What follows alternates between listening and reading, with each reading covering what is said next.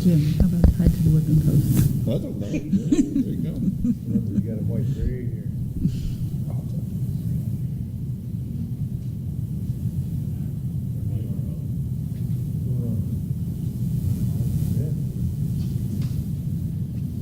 All right, the meeting of the South Hunterdon Regional Board of Education called to order. Adequate notice is required by the Open Public Meetings Act as provided on December 30th, 2021 by posting a notice with the respective clerks, the City of Lambertville, Borough of Stockton, and Township of West Salem, advertised on December 16th, 2021.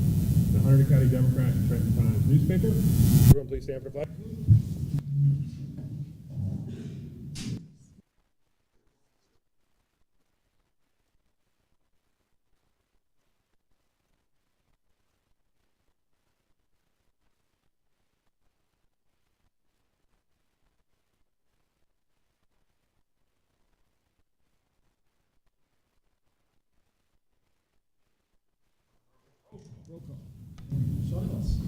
Here.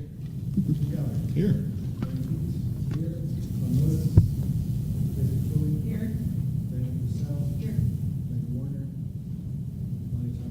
Here. Here.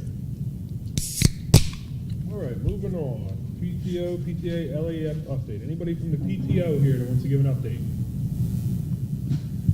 All right, no PTA?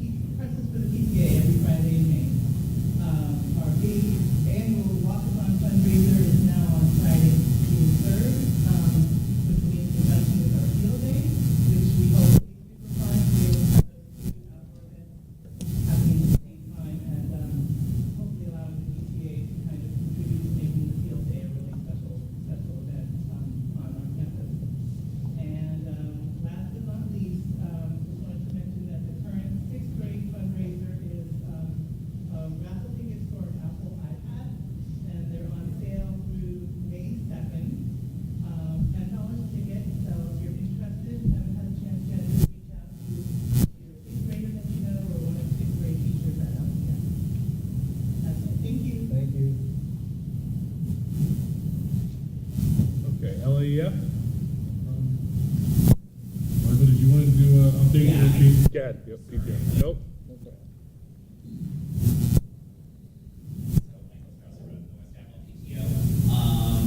Jess is kind of like in her heyday right now because Teacher Appreciation Week is coming, and that is always her biggest event of the year, and they really outdone themselves. Closures for a second.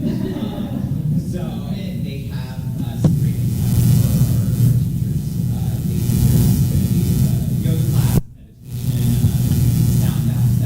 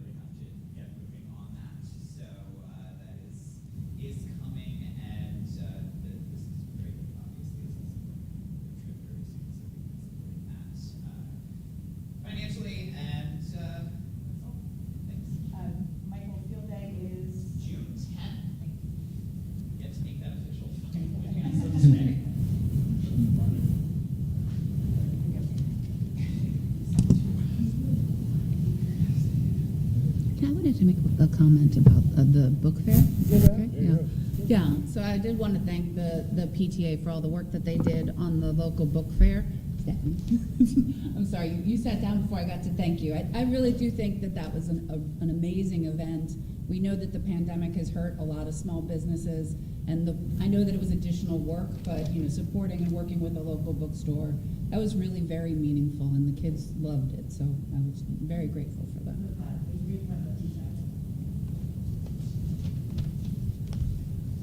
Okay, moving on to correspondence, they are posted.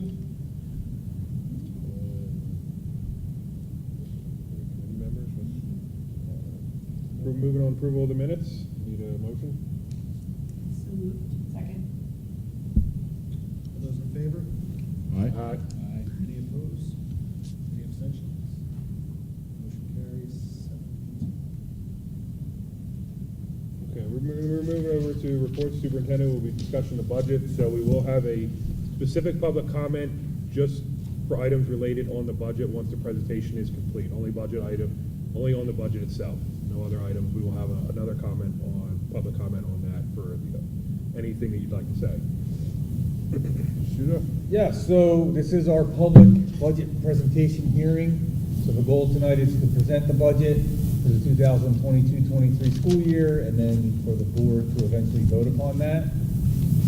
So I'd like to start out first, as I typically do at presentations like this. Again, our mission statement is really going back to that, because that should be our driving force. When we talk about what's important for our community and for our students, this is a statement that we should be looking at throughout this entire budgeting process to make sure that our budget does represent our mission statement. So this is just an overview on a calendar. So this is a long process. In October, we started with budget discussions with the administrative team. And then in November, December, Andrew and I spent time kind of looking to assess where we are and, programming and any new programming. We did ask all of our administrative team to provide all their budget information for 22-23 by the end of December before we left for winter break. On January 5th, Andrew and I did a mid-year budget review with the executive county superintendent. It's basically where the county superintendent and county business administrator spends about an hour and a half with Andrew and I going through our budget, looking at it, looking at different areas. We also have to complete a series of questions in advance of that meeting.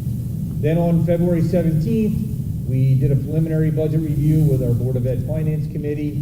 We had a work session with the full board on February 23rd. Our state aid figures were released from the DOE on March 10th, which was right after the governor's budget address. On March 28th, the board approved at our last meeting a preliminary budget, and then we submitted that to the county, and then tonight is the public hearing, the adoption of the final budget, which will be struck for the 22-23 school year. So a few things I just wanted to list of, in my opinion, what I feel makes South Hunterdon so unique. First of all, and you'll see tonight as I show what our class sizes look like, we're extremely fortunate to have small class sizes, and oftentimes I hear folks refer to, a private school feeling in a public school setting based on our numbers in our classes. It's a place where everyone knows each other, right? And there is a lot of other districts where that is not the case, where students, don't know other students' names, and especially the adults in the building don't know all the students' names. I can tell you, no doubt, from being in these buildings and walking through and listening to teachers, that everyone who walks through the hall is called by their first name, which I think is awesome. Focus on the whole child, so we spent a lot of time, especially in the last 2 years, focusing on academics and academic programming expansion, but then also not forgetting about how important social emotional learning is for our students. We offer a wide variety of extracurricular and co-curricular activities, both at elementary and here at the 712 building. We've spent a lot of time talking about mental health supports, not only for our students, but even also for our staff, with the introduction of an employee assistance program. And then our community connections, which I think was, on display earlier in the year with all the challenges with Hurricane Ida. So all these things and even more, but I think these are really important. And I can't reiterate enough that second bullet, how important that is and how that impacts so many other aspects of what we do, developing those relationships with kids.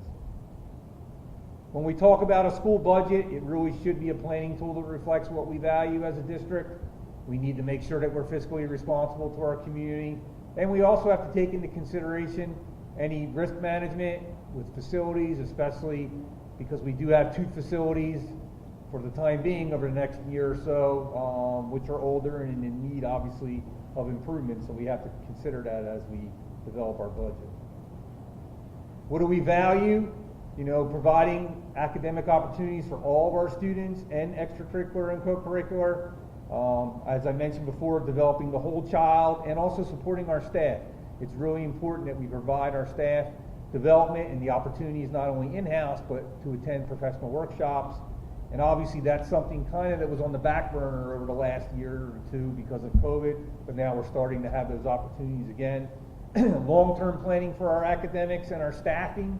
And obviously we have a plan right now to address our facilities, which is great.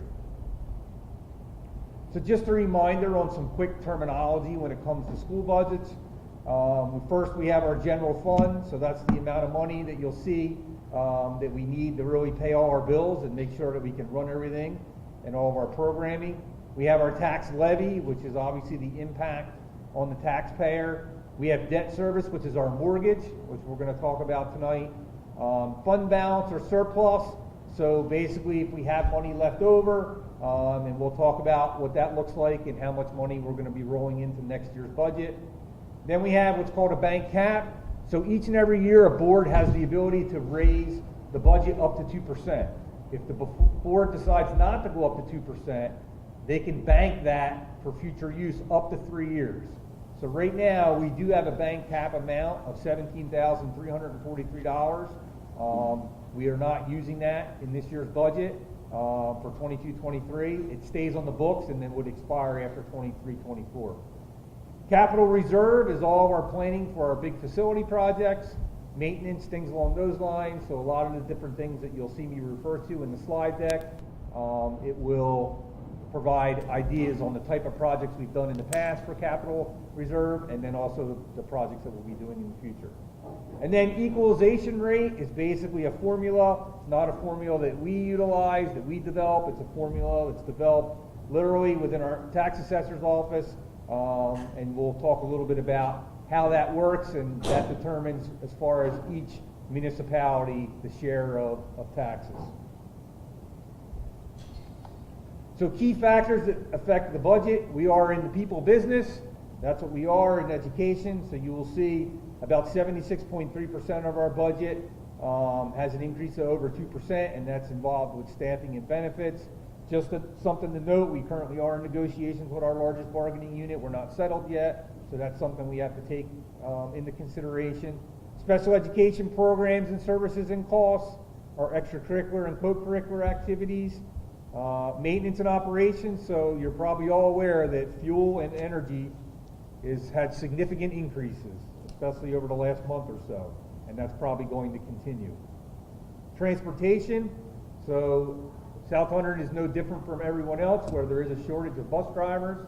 I'm happy tonight that we actually have one on our agenda that we just brought on board literally today, but it is a challenge that we're working through. And then ratables and then state aid. We are fortunate that we did receive an increase in $52,373 in state aid compared to what we had received last year. So that is a benefit. There are districts that lost state aid, so we're fortunate when it comes to that. When we talk about the money that we bring in or our revenues, so about 13.6% of our revenues is based on state aid. We only get about a little over 2% from federal aid. As you know, as taxpayers, the majority of our budget is paid for through property taxes, about 84.3%. We do take in an annual rent of $155,000 from our CEA program. We have a fund balance that we'll be using for this year's budget for 22-23 of $279,136. We generate about $16,000 from our activity fee that students pay and parents pay to participate in extracurricular and co-curricular, and then we generate about $1,100 in interest. These are all things that go in as revenues for our budget planning. Capital reserve account, so for 22-23, we're fortunate. If you remember last year, the goal was to hopefully have a pole barn installed on this campus. We are in dire need of outside storage, especially with the program expansions of a track program and all that equipment. Unfortunately, when we went out last spring, it came in way overbid. Prices were even worse than they are now. We were fortunate that this year it did come in under bid. We had anticipated about $200,000, so it came under bid, which we're really excited about, and that process has already started, and we hope to have that pole barn up and running and built by September. So our auditorium has been an area of focus, right? We met several months ago with our performing arts staff just to talk about our auditorium and the fact that there hasn't really been much done to it in many years since it came on board, and it was time for an upgrade with audio, visual, all those different things that we need to make sure that the type of programming that we're putting out for our students, we have a facility that represents that. We had an amazing play this year, we've had amazing concerts and performances, and there's been times where there's been challenges with that because of the state of our auditorium. So we are going to be putting a significant amount of money into that, but we'll be doing a full upgrade of all those different areas. That process has already been started and will hopefully, if all goes well, be completed by the end of the summer, if not by the beginning of September. So we are very excited that for our arts program, which we wholeheartedly value and know how important it is to our students, that facility will once again be a state-of-the-art facility when we're all finished, which is exciting. We've talked about a renovation for our special education program, so as we expand and look at practical life skills and practical life space, we are going to be taking a classroom space that's existing and doing some conversions over the summer, so that is a practical learning space that honestly for next year will be utilized by both high school students and middle school students. And then we will be outfitting all of our school buses with cameras this summer. That is not something that we have right now at all. It really is a necessity, and we talk about safety and security. So by the time students return to school in late August, all of our buses will have cameras on them.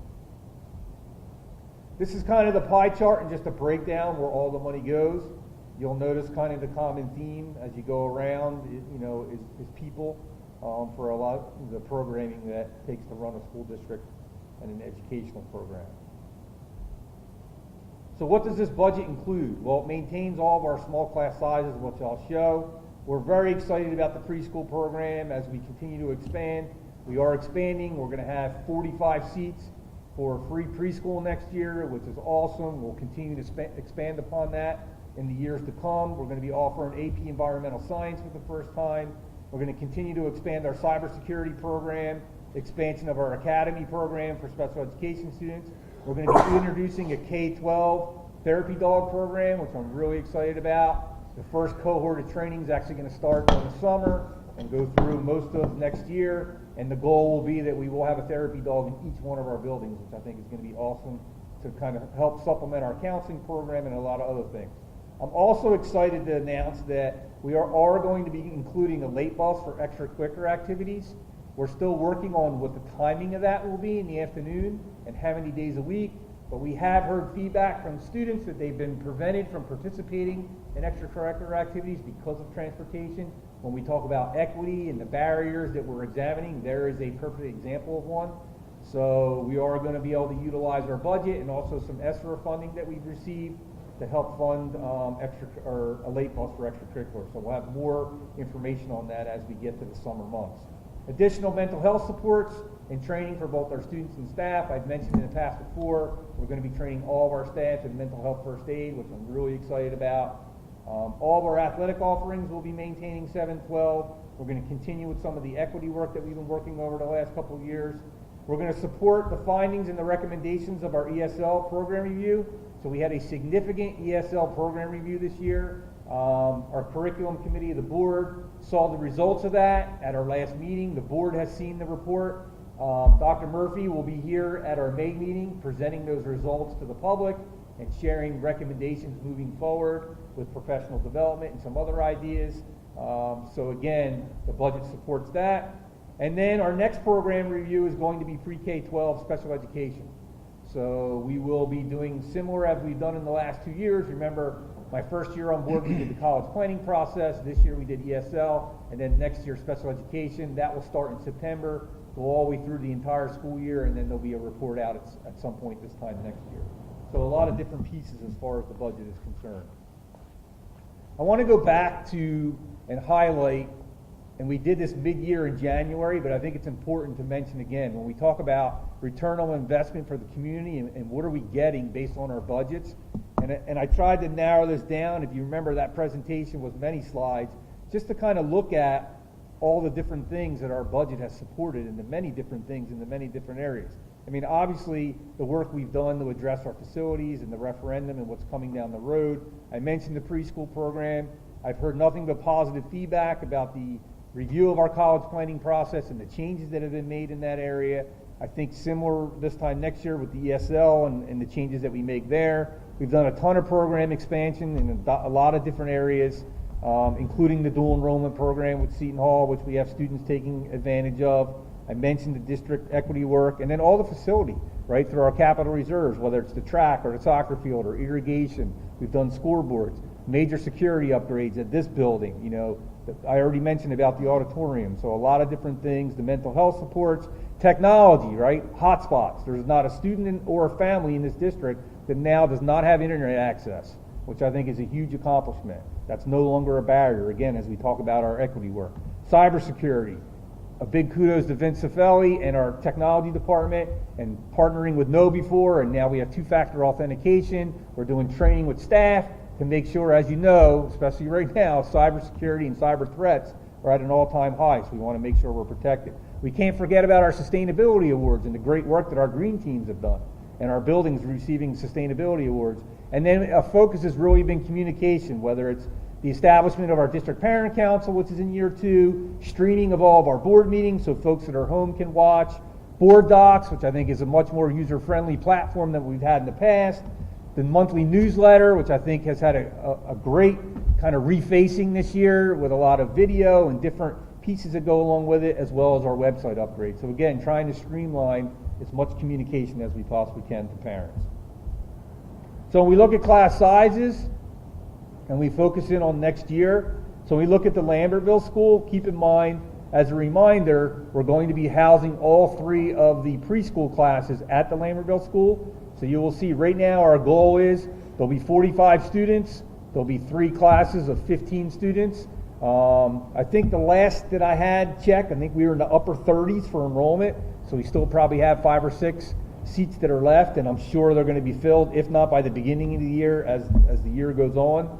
And then you'll see kind of what our numbers look like. And again, as I mentioned, very favorable as far as our class sizes. You don't see these typical class sizes in other places.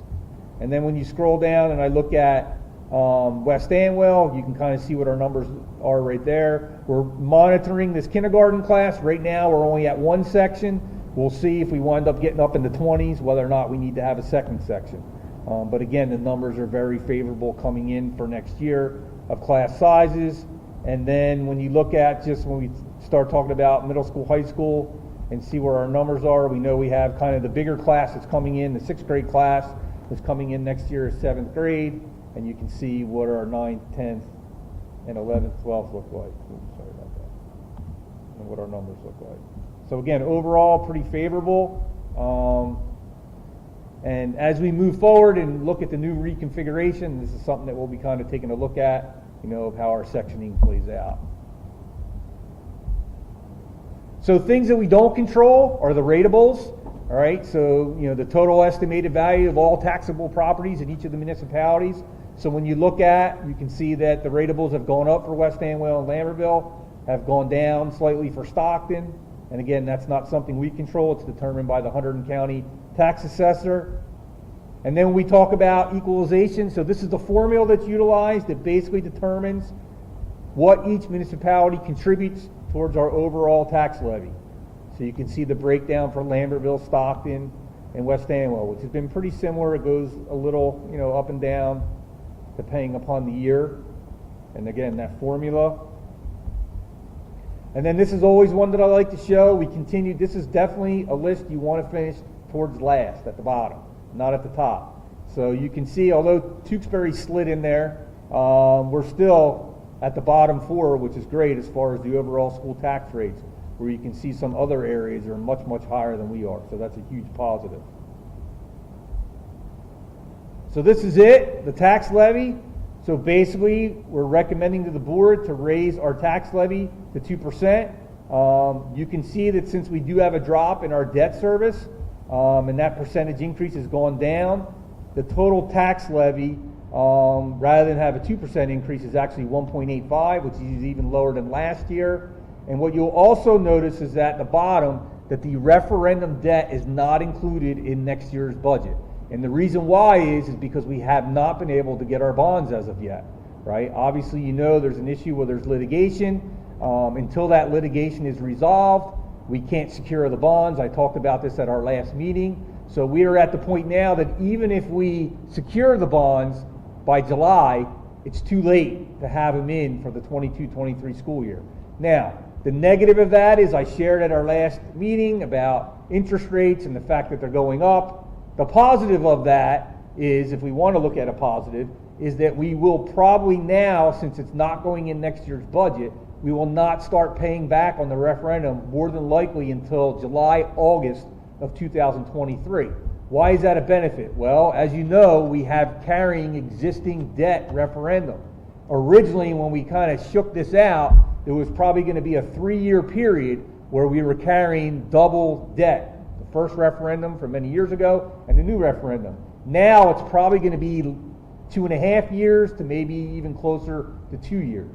So people won't feel that impact with all that debt at one time. That is a benefit. But obviously the concern is the interest rates, and I talked about that, you know, at our last meeting. So we are presenting again a 1.85% overall increase on the taxpayer. And then when we break that down by municipality, and these are the most recent based on from the tax assessor's offices, based on the average assessed value, and we use the formula, you can see for the average home in Lambertville and the assessment of $409,665, you can see what the increase was from 2021 to 2022. For Stockton, it actually went down a little bit.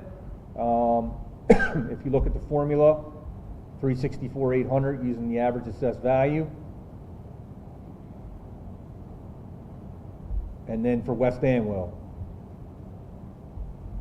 I think it was about 366 increase.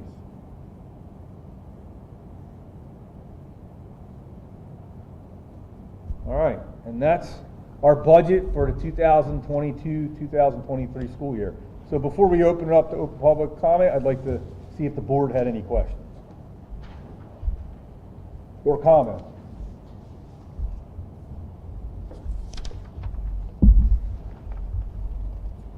Anybody got anything? I'd like to make one just an observation. In the start of the presentation, you mentioned where our revenue comes from, right? And you mentioned that 13.6% of that is state aid. So that is approximately $2.7 million in state aid. I'd just like to highlight, as I've done other times as well, that roughly half of that, or maybe even a little bit more, of that state aid is the choice program. Okay, so that is a program that has been beneficial to our district, not only on the social level of bringing in roughly 100 kids and, you know, adding some diversity and some really great, I mean, we have some fantastic choice kids and they contribute to the school in many ways, but that also benefits our district by helping to offset the cost of keeping the local tax share low. Because if it was not for that program, we'd be coming up with that $1.4 million. I always like to point that out because I think it's useful for people to understand the value.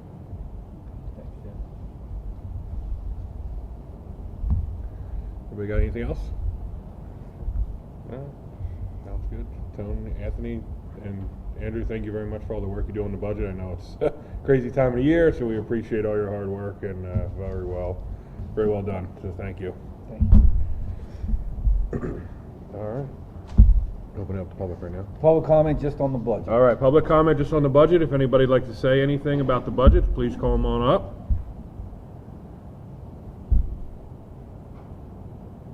All right, perfect. I like to see. All right, we will close that portion of the public comment and move on to our. Are we going into the regular public comment? Yes. Right now? Right. Yeah, right. Yeah. Okay. So we'll move on to the regular Yeah, public. actually, before we do that, we need to do a motion to vote on the budget. Budget, that's right, yep. Andrew will take care of that. Need a motion? So moved. Second. Any discussion? Okay. We'll start with Jim Gallagher. Yes. Brian Cleves. Yes. Tracy Patchouli. Yes. Diana Purcell. Yes. Ryan Tomarino. Yes. Kevin Lovett. Yes. Sorry, and Sean Ellis. Yes. Motion carries.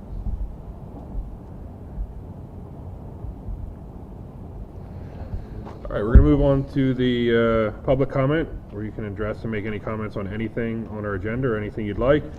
Just a reminder, when we start public comment, we have procedures and requirements that include standards of conduct that need to be followed by members of the public during public comments. If a member of the public becomes disruptive during a public meeting, include during any period for public comment, the member of the board charged with running the public meeting shall warn the disruptive member of the public that continued disruption may result in being prevented from speaking during the public meeting or removed from the public meeting. Disruptive conduct includes sustained inappropriate behaviors such as, but not necessarily limited to, shouting, interruption, and use of profanity or comments seen as abusive, obscene, or defamatory. Members of the public are invited to address the board on any matter for a maximum of 3 minutes during this portion of the meeting. You are asked to state your name, full name, and municipality. Public comment is now open. So if you'd like to make a comment, please come on up to the podium.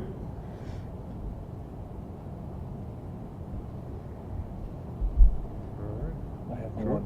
You have one on to read? Yeah. All right. We will have a second one at the end if you think anything by then. All right.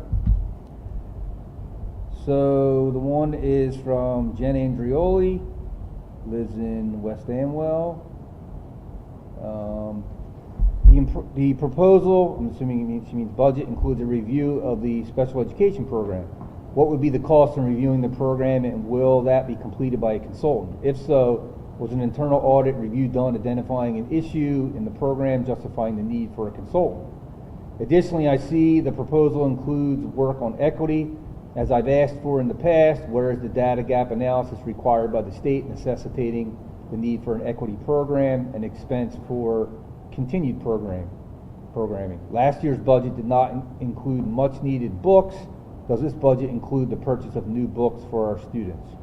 So I'll start with the last part first. It does include new books. We are going to be rolling out a new math program at pre-K 6. So it will include books for that. We also, as part of this budget, will be including science books as well. So it does include books. As far as the special education program, so since I've come on board, part of my planning has been to review specific programs each year. I think, quite honestly, we've had success by doing that, and has led to improvements in the programs. So to answer the question, yes, it will be done by a consultant. What the cost will be, we're not sure yet, because there is a request for proposal that's out. That's actually not due until the end of this week, and then we'll have a better idea of what those proposals will come in at for that evaluation for next year. As far as an internal audit review, there hasn't been, other than just looking at our overall classification numbers and kind of where we are. Also, kind of hand in hand, looking at our ESL programming and classification, because sometimes there's crossover there. And that's an area of interest for us as well. So those are all areas that will be identified not only in the ESL review, but also in the special education review. In reference to the proposal about the work on equity, I know we've talked about this before. I mean, quite honestly, I would recommend if you go to our district website under curriculum, there's our presentation that we did from November 7th. That really, it's an hour-long video presentation. It really does lay out statistically and the data that we're using for our equity program. But again, as I've said many, many times, when we talk about equity, it's not just about race, right? I gave an example earlier tonight about the bus and extracurricular activities. That is an equity issue, right? We spent a lot of time this year talking about grading and just made some changes, and we'll be making some changes to our grading scales. That is about equity, right? So it is really,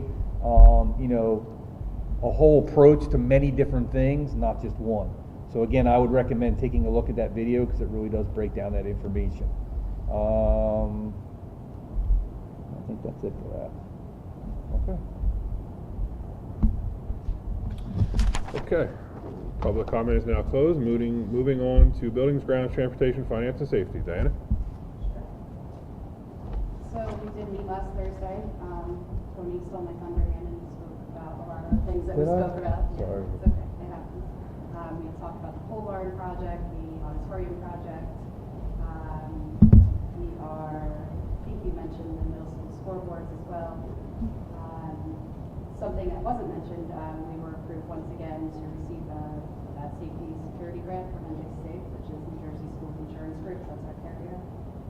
So we can use some of that towards some of the bus cameras. We'll be able to use that towards, so that's exciting. Other than that, we did speak about our new bus driver that we hired, so very excited about that. And that is it. So with that, I'd like to move items A through, what is it? K. A through K. Second. All right, open for discussion. Any discussion on items A through K? No discussion. Andrew, roll call. Starting with Brian Keys, Yes. Trace Petruли, Yes. Diana Purcell, Yes. Sean Ellis, Yes. Jim Gallagher, Yes. Ronnie Tomarino, Yes. Kevin Kowaleski. Yes. Motion carries. I could do personnel. All right, yep. Megan's not here. Yeah, personnel? I will do personnel. Yeah, just a couple highlights. First of all, on our agenda, I want to highlight, and we'll do something more official next month, but Miss Maring from preschool is retiring from LPS after many, many years. So we thank you for her service, but we will, like I said, in May, we're going to be honoring our retirees, so we'll be inviting Miss Maring to come join us in person, but I did want to acknowledge it because it's on the agenda. Just a couple other things we talked about. It's that time of the year where we start to talk about salary percentages for our non-representative employees, meaning our employees that are not in a collective bargaining agreement. So we talked about that. We also talked about, and you'll see a job description on the agenda tonight. We've been having a lot of internal conversations about transportation and specifically having someone dedicated to that 100%, meaning the behind the scenes and all the work that goes into making our transportation run, not only during the school year, but also during the summer, because we're running our, summer acceleration program, and then we're running our ESY extended school year program. So the goal will be, and the budget also includes, and I probably should have mentioned that earlier, we will have someone next year full-time dedicated to that, where in the past it's been someone who's been doing that plus also driving a bus, which if something happens and they're driving, it makes it very difficult to focus on driving when they're also worried about someone called out and I need to cover a route and how do I do all that. So we feel as though that position is important enough where someone really should be dedicated to it all day long, so that will be happening for next year. So those are the items that we talked about in personnel. All right. Moving on to curriculum and technology. Oh, geez. Sorry, I'm rushing through it. Need a motion. Need a motion on personnel, please. Make a motion to approve items A through C. Second. All right, open for discussion. Any discussion on those items? All right, Andrew, roll call. Starting with Trace Petruli, Yes. Diana Purcell, Yes. Sean Ellis, Yes. Jim Gallagher, Yes. Brian Keys, Yes. Ronnie Tomarino, Yes. Kevin Kowaleski. Yes. Motion carries. All right. Now moving on to curriculum and technology. Okay. The curriculum committee met on April the 14th. We have two items on the agenda for approval this evening. One of them is curriculum writing hours. Mr. Suso mentioned in his budget that we have mentioned this in the past, that we are developing a kind of an academy program, which will have life skills. The middle school program for special education students. It's going to combine some academic instruction along with life skills training. So we are, the committee is bringing forward for board approval 12 hours of curriculum writing time to work on the real life aspects of the course, like personal finance and managing the household. That would be 12 hours for Mr. Jeffries, who's one of us, a business teacher here, and 12 hours for Mr. Ruvalo, who is a math teacher. We are also bringing forward tonight some changes to the program of studies. If you recall, we approved the program of studies last month, but we are making two additional changes. One of those is the grading system that, again, Mr. Suso mentioned in his superintendent's report. We are changing our grading structure. Right now, our grades are on a 4.5-point scale, and that is not in line with what most school districts in the state are doing. So we are changing those to be on a 4-point scale going forward. However, because our current high school students are on that 4.5-point scale, those changes will take effect starting in 7th grade, 7th, 8th, 9th grade students for next year. So that all the current high school students will finish out on the current grading system. And if anyone has, I don't know if that's confusing or not, but if anyone in the public has any questions about it, you feel free to reach out to me. And we will be, just so people know, we're going to be sending out in the next couple weeks, like a Q&A and a whole description of all the information in the gene. The other aspect of the program studies that is being revised slightly is just to bring our athletic programs into line with NJSIAA. We have been in line with them before, but we had additional elements that were kind of South specific, and now we're just going to sort of go with whatever the NJSIAA recommends. That's what we're doing. A few other things, so I will be bringing those forward in a moment for your approval and consideration and approval, but a few other things that came out of our meeting that I think might be interesting. As Mr. Suso mentioned, we have now completed a comprehensive overview of the district's ESL, English as a Second Language programs. We engaged Dr. Solange Lopez Murphy, who is a professor in the Department of Special Education at College of New Jersey, to undertake this review. And she presented a very comprehensive overview, kind of a top-level overview for us, but very interesting. Some of the takeaways were that we'd like to continue doing what we're doing, looking for blended learning and differentiation in the classroom, differentiation of instruction. And we will also be trying to make our instructional and assessment practices more consistent. So her review has come up with a lot of data, which now Mr. Hewitt and Mr. Suso and the other administrators on our team will have to analyze, and that's going to help to drive the future direction for our professional development and as we move forward. So just responding to the question that was why do we do this? Do we identify an issue?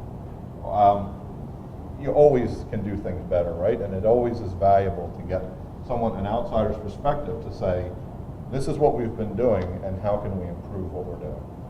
So I think that was the reason for that, and that's why I think that having a special education review next year will be a very valuable thing. We have mentioned again in the budget related to security, Mr. Cifelli is looking into a new security product which will be installed on several hundred of the teachers' devices. We are also investigating the possible purchase of iPads to replace the Chrome tablets which students in pre-kindergarten, kindergarten, grade 1 are using. Unfortunately, the Chrome tablets have not worked out as well as we had hoped. They are slow, they do not have a lot of storage, and so while the iPads are a little bit more expensive, they are also more powerful machines, and we feel that it's possible that the kids will get more out of them if we were to do that. If we do decide to make the switch, we will be looking to sell those Chrome tablets to recoup some of that investment. We are also looking into, and this has been brought up in the past as well, looking into either extend our current Chromebooks for the rest of the grades for one more year, which would be the 4th year with those devices, or to completely refresh them over the summer. And so that is still kind of being weighed out. One good piece of news that we got is that there is apparently a federal grant that has just become available through the Federal Communications Commission, the FCC. And so it is possible that we could get some funding that would help us not only pay for the Chromebooks, but also for the iPads from the federal government, which would be very sweet. One other item that we discussed of interest, this has been in the news, is the New Jersey Health and Physical Education Student Learning Standards. Now these were originally issued during the 2020-21 school year, and the state had said they were supposed to be implemented at the end of 2022. For those of you who come to board meetings regularly, you may recall that in January we approved the physical education curriculum. Okay, we approved upgrades to that, but we held off on the health because that was still seemed a little unsettled, and we have been waiting for some state direction. So on April the 13th, the day before our meeting, Governor Murphy instructed the Department of Education to take another look at those standards and to provide further clarification on what age-appropriate guidelines look like for our students. So we will not be making any changes to any health program until we have gotten more direction from the Department of Education. So I would note, though, that we are committed to, once we have an idea of what we're doing going forward, we will be holding parent nights. We will be putting the information out there so that everyone can understand the new standards and know what is being taught. And I would also note, and the governor noted this in his message, that parents always have the right to opt out of any health education program if they have concern about it, or if they would prefer to discuss the topic in the privacy of their own home. And my final item, I just want to note that 6th grade students, after a year hiatus, the 6th grade students successfully returned to Camp Fairview on April the 11th through the 13th, and by all counts, from many people that I've talked to, it was a fantastic trip, which it always is. It's one of the best things we do in this district.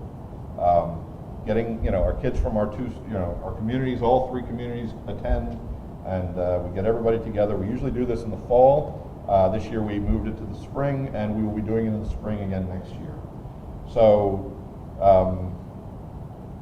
I personally, I'm grateful that we were able to do it again. It just feels like it's one more sign of maybe, things opening up and getting back to normal. I would acknowledge Beth Sargent at West Amwell, Miss Hart, Steph Hart at Lambertville, and Carly Isabella, who's one of our counselors here at the high school, were kind of the organizers of it, along with the 6th grade teachers at West Amwell and Lambertville, and of course Mr. Hewitt. So I thank them all for their efforts. And with that long-winded report, I apologize, but I will make a motion to approve items A and B. Second. All right, open for discussion. I just want to comment that Camp Fairview from our household and all the kids that I talked to getting off the West Amwell bus was a positive experience as well. So we are very thankful that they were able to have it, and they had fantastic weather. Yes. So Yeah. Well, that's one advantage to doing it in April. They used to do it when they did it in November. You never knew if you were going to get Yep. snowed on or what. So, but it was good. They have been doing it in something like that in this district since the late 1980s.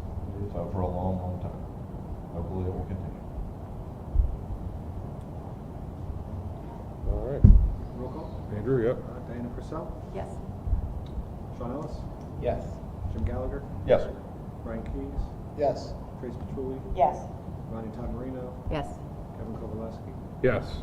Motion carries. Okay, moving on to policy.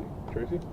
Yes, so policy did meet. I'm going to start with letter B first, around the policies that are presented were presented as a second reading, and are up on the agenda for approval tonight around school surveys, and then just updates for the treatment of sports-related concussions and head injuries, and then also there's the compensatory special education regulation as well. In terms of first read, you will notice that the safety and security for the updates based on the decision by the board last meeting is up for review and changes as a result of the campus security officer changes that are being made. So that has been presented to you for first read, and we are still drafting it at this time. We did meet this evening, and we've got some more changes to make before we present it to the board for second read. The other policy that you'll see here is around entrance age, and this is direct result to our new pre-K program, which starts at school age of 3 instead of 4. So minor change there, but that is also presented for a first read. So I'd like to move letters A and B. Second. All right, open for discussion. I do have one question about the policy, the safety and security policy. So I read through them, and the one thing that I wasn't quite clear on is am I correct in thinking that the school district is purchasing and issuing firearms to the safety, campus safety? No? No. They bring their own firearms? Correct. Okay. Yep.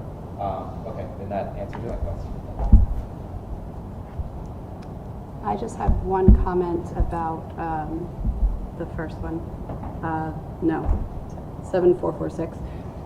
Just around the insurance language, because it's what I do. So it says the campus security officer's authorization to carry a handgun in school buildings and on school grounds will be dependent upon receipt of written confirmation from the school district's insurance company that sufficient insurance coverage as determined by the board will be provided. I just have a problem with it just being determined by the board and just saying sufficient insurance coverage. I think we need to we need to spell out what that means, sufficient insurance coverage, and I think we hire professionals for a reason. It should be in concert with our insurance broker. It shouldn't be just up to us to determine what that is. I just think that's going to be the best use of everybody's time. So if there's language we can put in there just to, probably it's going to take a conversation with our broker to determine what that coverage is, because they'll probably spell out certain limits and policies or endorsements that we need, but that really shouldn't be just up to the board to decide. Yeah, we did talk about that, and there'll be a change as well. Yeah, there's proposed changes already Okay. for the language. That's fine. Based on. Me. Keep your eyes peeled for the new draft of it. The new draft, For the yes, next there meeting. will be a new draft shared. There'll be an opportunity to make those comments and let's get the comments before that policy meeting so we can incorporate them. Yep, yes. That's all for me. Anybody else? Andrew, roll call? Sean Ellis, Yes. Jim Gallagher, Yes. Brian Keys, Yes. Trace Patchouli, Yes.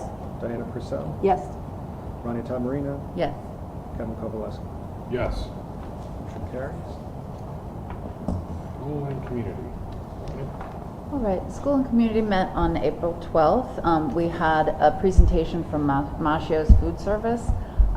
They were able to give us a lot of information about their offerings and some changes and specific improvements that they made to address some complaints that we brought forth to them.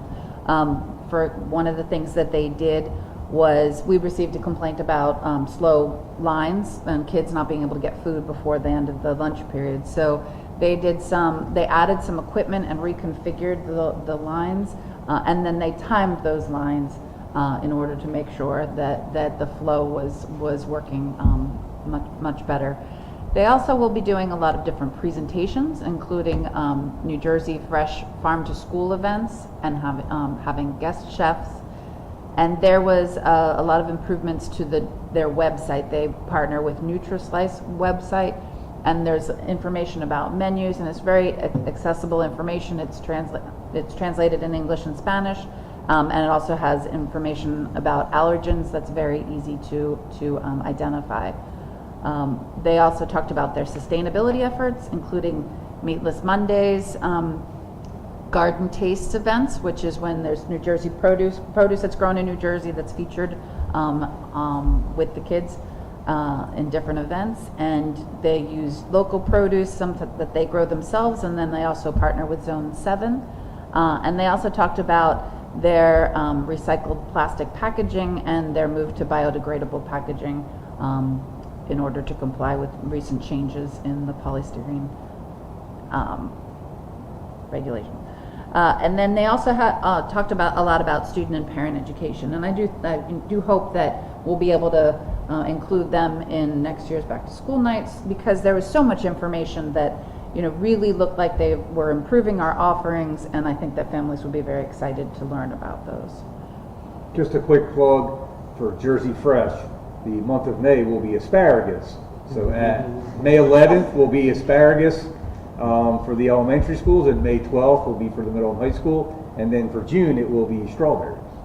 So look for information on that. They're going to come up with some creative ways to serve asparagus, especially at the elementary school, just to get the kids. They had some pretty unique ways they were going to do that. So you'll see that coming out. We're trying to hit social media and get out stuff as much as we can. We also talked about the financial assistance program. We've been talking about that over the past few meetings, and Tony reported back that the discussion that he had with the administration about that. One of the things that we talked about last time is that we really learned that there's no wrong door for students to access financial assistance, and that's really important because it would be the person that they trust most in the building that they might share their financial information with. So the administration really expressed that they're confident that they are identifying all of the youth that may benefit from these resources.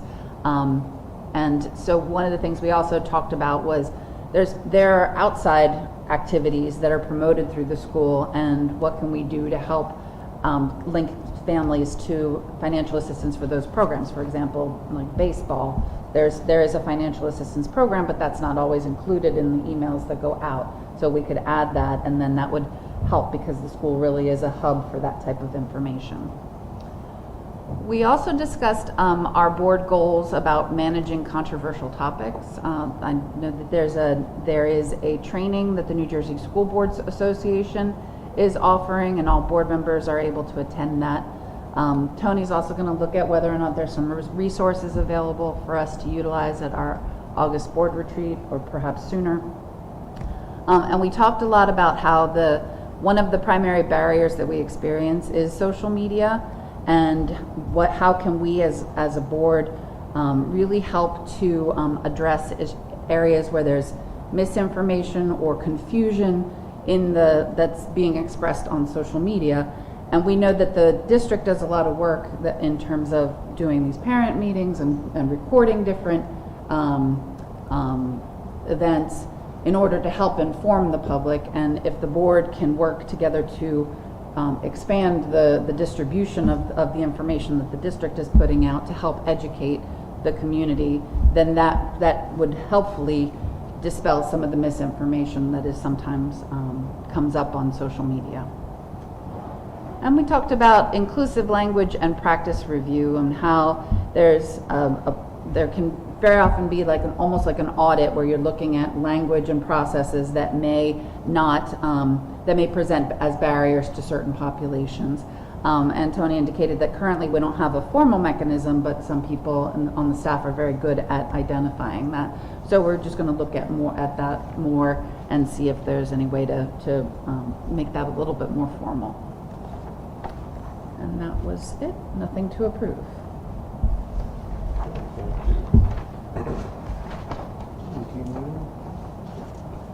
All right, moving on to routine information items. Motion to approve A through C. So moved. Second that. All right, open for discussion. Anybody discussion on items A, B, and C?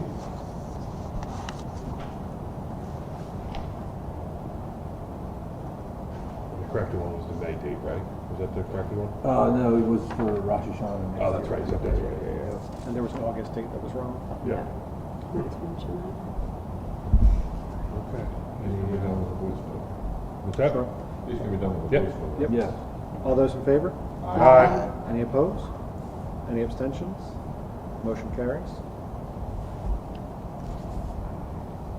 All right, this brings us to our second public comment. Public comment is now open. You're invited to speak on any matters, maximum of 3 minutes. Please state your full name and municipality if you'd like to say anything. Public comment is now open.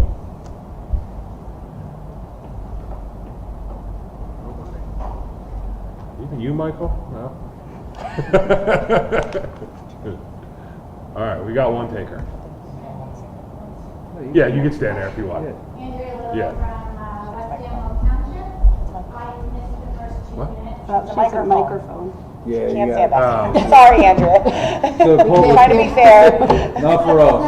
I'm sorry. It's yeah. for the public. Minutes, so my apologies, but Doesn't matter. we have great PTOs in the elementaries, but there's a lot of people here that do not have high school students. Did you discuss or not that on Wednesday is the World Language Honor Society event, which is from 6 to 8 p.m. in the auditorium. On Thursday is the National Honor Society. It's all crammed in 1 week, so at 6 o'clock for 1 hour. And then on Friday is Night at the Nest, which you hear the noise. That's a real great school spirit event, and you do not have to pre-buy your tickets. You can get them right outside, if I'm correct. I just want to make sure everyone knows about it, because these are really fantastic events to really highlight some of the great achievements at our school that are not necessarily traditional athletic sports.